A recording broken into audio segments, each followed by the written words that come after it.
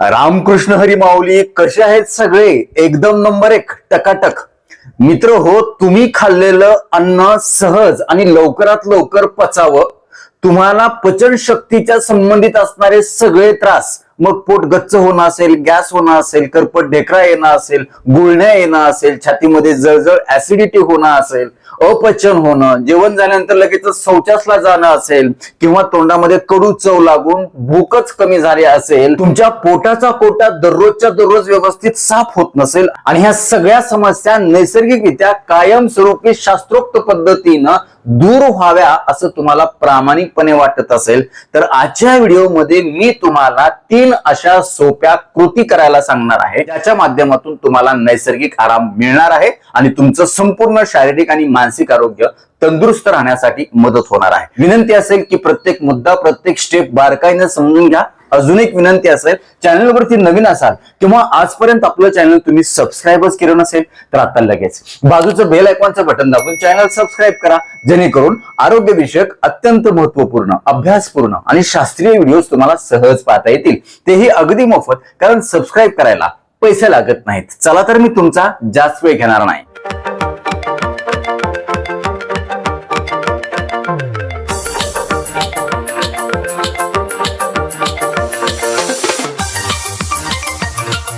मित्र हो, ह्या 3 महत्वाच्या कृती करण्याच्या अगोदर काही सूक्ष्म हालचाली आपल्याला करणं गरजेचं आहे, तरच आपण ह्या कृती चांगल्या प्रकारे आणि खूप परिणामकारकपणे पार पाडू शकतो. सगळ्यात पहिल्यांदा जेवण झाल्याबरोबर आपल्याला काय करायचंय, तिथंच जागेवरती बसायचे, दंडासनामध्ये बसा, पाय पसरायचे आहेत, अशा पद्धतीनं हात तुम्हाला ठेवायचे आहेत आणि आपल्या पायाची जी बोट आहे ती आपल्याला गच्च आत पकडायची आहेत. हे तुम्हाला 10 वेळा करायचंय.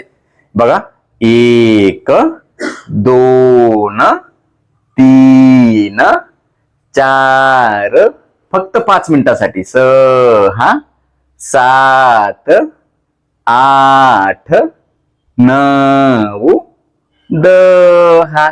त्याच्यानंतर आपल्याला एक पंजा पुढं एक पंजा मागं असं 10 वेळा. 1 2 3 4 5, सोपाय, 6 7 8 9 10. त्याच्यानंतर दोन्ही सोबत 1 2 3, जास्तीत जास्त आत, जास्तीत जास्त बाहेर, 4 5 6 7 8 9 10. त्याच्यानंतर गोल फिरवायचे 10 वेळा सरळ, 10 वेळा उलट. 1 2 निवांत बसून, 3 4 5 6 7 8 9 10. त्याच्यानंतर उलट, 1 2 3 4 5 6 7 8 9 10. आता काय करायचं आपल्याला, हा पाय दुमडायचा आहे आणि इथे ठेवायचा आहे. त्याच्यानंतर सरळ बसायचंय, या हाताने याला खाली दाबायचे, वर घ्यायचे 10 वेळा. 1 2 3 4, सावकाश, 5 6 7 8 9 10. त्याच्यानंतर विरुद्ध पाय, 1 2 3 4 5 6 7 8 9 10. Very good. तर हे झालं. आता पहिली महत्वाची कृती काय करायची आपल्याला, वज्रासनामध्ये बसायचंय. कशा पद्धतीनं बसायचंय तुम्ही बघा, ज्याच्यामुळे आपली पचनशक्ती सुधारणार आहे, पायाची लवचिकता वाढण्यासाठी मदत होणार आहे आणि त्याची कृती सोपी आहे, सगळ्यांना सहज करता येईल अशाच पद्धतीने सांगणार आहे. बघा काय करायचं, सगळ्यात पहिल्यांदा हात अशा पद्धतीने ठेवायचा आहे, हा जो पाय आहे तो अशा पद्धतीने सावकाश दुमडून घ्यायचा आहे आणि तुमच्या सीटच्या खाली ठेवायचा आहे, टाचा वर असाव्यात. आणि आता नंतर दुसरा हात अशा पद्धतीने ठेवायचा, एका अंगावरती हळूच व्हायचं आणि विरुद्ध पाय जो आहे तो परत फोल्ड करायचा गुडघ्यातून. आणि अशा पद्धतीने तुम्ही बघू शकता मी थोडंसं अशा पद्धतीनं बसतो. हे जे अंगठे आहेत ते अंगठे आपले एकमेकाला टच झाले पाहिजेत किंवा हलकेसे एकमेकावरती राहिले तरी चालेल. इथं मध्ये एक खोबणी तयार होईल, खड्डा तयार होईल. त्या खड्ड्यामध्ये आपलं जे सीट आहे ते आपल्याला अशा पद्धतीने ठेवायचं आहे. सावकाश बघा, टाचा बाहेरच्या बाजूला जातील आणि आपल्या पायामध्ये खूप चांगल्या प्रकारे स्ट्रेच मिळेल तुम्हाला. आणि याच्यामुळं तुमचा जो मणका आहे, जे स्पाइन आहे, तो देखील एका सरळ रेषेमध्ये राहण्यासाठी मदत होणार आहे. जर याच्यामुळे तुम्हाला त्रास होत असेल तर या दोन्ही पाय आणि जे मांडे आहेत याच्यामध्ये एक उशी ठेवू शकता, ज्याने म्हणून तुम्हाला काही त्रास होणार नाही, कसलाही अडचण तुम्हाला येणार नाही, गुडघे जास्त फोल्ड होणार नाहीत. आपला उद्देश फक्त हा आहे की तिथं दबाव यावा. तर अशा पद्धतीनं आपल्याला काय करायचंय, बसायचं आहे. आणि बसल्याच्या नंतर आपण खूप चांगल्या प्रकारे याचे रिझल्ट बघू शकतो. जेव्हा तुम्ही अशा पद्धतीनं बसता तेव्हा तुमच्या पोटातल्या अवयवांवरती खूप चांगला परिणाम होतो. तिथलं रक्ताभिसरण सुधारतं. लिव्हर असेल, यकृत असेल, आतडी असतील, यांच्यामध्ये पाचक रस चांगल्या प्रकारे स्त्रावण्यासाठी मदत होते. आणि सोबतच आपल्या ओटीपोटातले जे अवयव आहेत ते देखील चांगले तंदुरुस्त राहण्यासाठी मदत होते. आणि सगळ्या त्रासांपासून अगदी नैसर्गिकरित्या तंदुरुस्ती मिळते.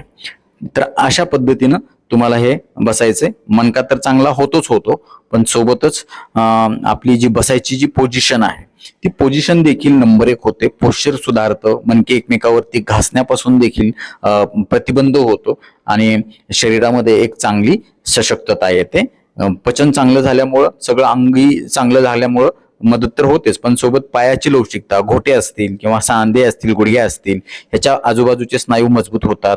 तिथं सूज असेल, वेदना असतील किंवा आखड असेल तर ती देखील कमी होण्यासाठी, दुरुस्त होण्यासाठी नैसर्गिक मदत होते याच्यामुळे. तर मित्र हो, हे अशा पद्धतीने तुम्हाला साधारण 2 ते 3 मिनिटासाठी बसून राहायचं आहे. बसल्यानंतर तुम्हाला अवघड वाटत असेल तर त्याच्यामध्ये थोडासा अजून वेळ तुम्ही करू शकता, कमी करू शकता. हे अशा पद्धतीनं तुम्हाला बसायचं आहे.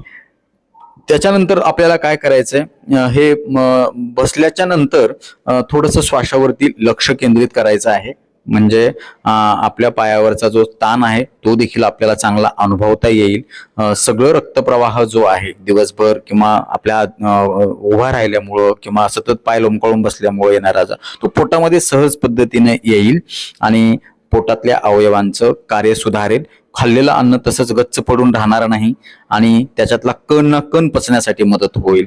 ते तुम्हाला पोट कधीच जड वाटणार नाही आणि या सगळ्या त्रासांच्या मध्ये खूप चांगले रिझल्ट तुम्हाला नैसर्गिकरित्या मिळण्यासाठी याच्यामुळं मदत होईल. आता आपल्याला काय करायचं आहे, दुसरं महत्वाची कृती आहे ती करायची आहे, ज्याला आपण वीरासन असं म्हणतो. याच्यामध्ये पिंढऱ्या अशा पद्धतीनं बाहेर काढायच्या आहेत आणि पायामध्ये अंतर घ्यायचं आहे. एकमेकाला जे चिटकवलं होतं आता चिटकवायचं नाही, तर पाय थोडेसे फाकवायचे.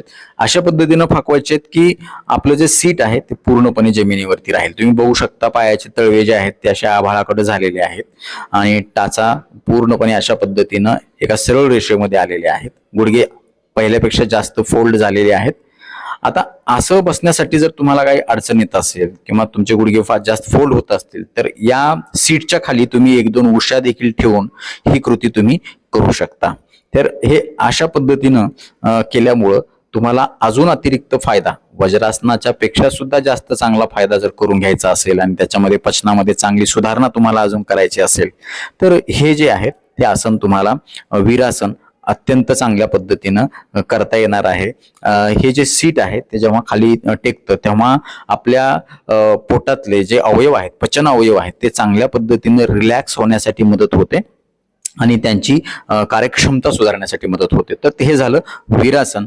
आता आपल्याला तिसरी महत्वाची जी कृती करायची ती आहे शतपावली करायची जेवण झाल्यानंतर. आता जेव्हा तुम्ही हे 5-10 मिनिटासाठी करता ते झाल्याच्या नंतर तुम्ही खाल्लेलं अन्न चांगलं पचावं. तुमच्या खाल्लेल्या अन्नामध्ये असणारी जी साखर आहे ती खूप चांगल्या प्रकारे वापरात यावी, कॅलरीज बर्न व्हाव्यात, तुमचं वजन वाढू नये, पोट सुटू नये किंवा चरबी वाढू नये, यासाठी महत्वाची कृती म्हणजे शतपावली आहे. तिन्ही टाइम जेव्हा तुम्ही हे जेवण करता किंवा कुठल्याही वेळेला असू द्या, तुम्ही ह्या 3 कृती जर केल्या तर याच्यामुळे खूप चांगले रिझल्ट तुम्हाला बघायला मिळतील. आणि एवढंच नाही तर तुमच्या शरीरामध्ये इन्सुलिन सेन्सिटिव्हिटी वाढेल. पॅन्क्रियाज मधून आलेले जे काही स्त्राव आहेत ते खूप चांगल्या प्रकारे काम करण्यासाठी मदत होते. पाचकरस चांगले स्त्रावतात, ते पचनासाठी चांगल्या पद्धतीने मदत करतात. अन्नाचं अपचन अजिबात होत नाही आणि अपचन नाही झालं तर तुमचं शरीर संपूर्णरित्या मजबूत आणि तंदुरुस्त होण्यासाठी मदत होणार आहे. तर तुम्हाला फक्त 5 मिनिटासाठी वेळ द्यायचा आहे, जास्त काय करायची गरज नाही. मात्र याच्यामध्ये तुम्हाला सातत्य असणं अत्यंत गरजेचं आहे. तर आता हा व्हिडिओ चालू असताना ह्या कृती कोणी कोणी करून बघितल्या हे आम्हाला आवर्जून कळवा. आजपासून हे करायला कोण कोण सुरुवात करणार आहे हे देखील आम्हाला सांगा. या व्हिडिओला तुम्ही 10 पैकी किती मार्क देणार हे आम्हाला कळवायला विसरू नका. आता वेळ झालेली आहे शिट्टीच्या गाण्याची. मी शिट्टीतून गाणं म्हणून दाखवणार, ते गाणं कुठलं आहे हे आम्हाला कळवायला विसरू नका.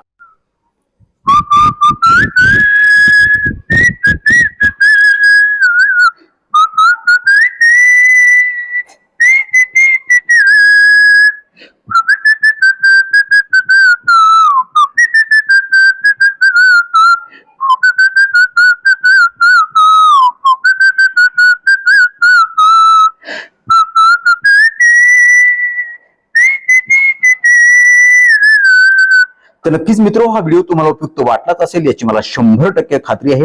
व्हिडिओतली एक जरी गोष्ट तुमच्यासाठी महत्वाची कामाची वाटली असेल तर कृपया लाईकचं बटन न दाबता पुढे जाऊ नका, कारण जेव्हा तुम्ही आवर्जून लाईक करता तेव्हा आम्ही आवर्जून वेळ काढून व्हिडिओ बनवण्याचं आम्हाला समाधान मिळतं, सार्थक झाल्याचं वाटतं.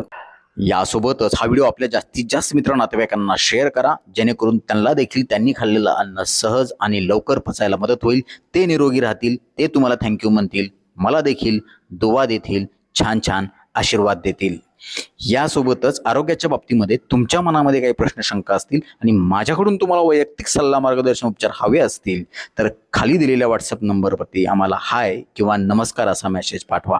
यासोबतच आमच्या या आरोग्यविषयक कामाला तुम्हाला खरंच मनापासून सपोर्ट करण्याची इच्छा असेल तर आजच आपलं चॅनल जॉईन करा.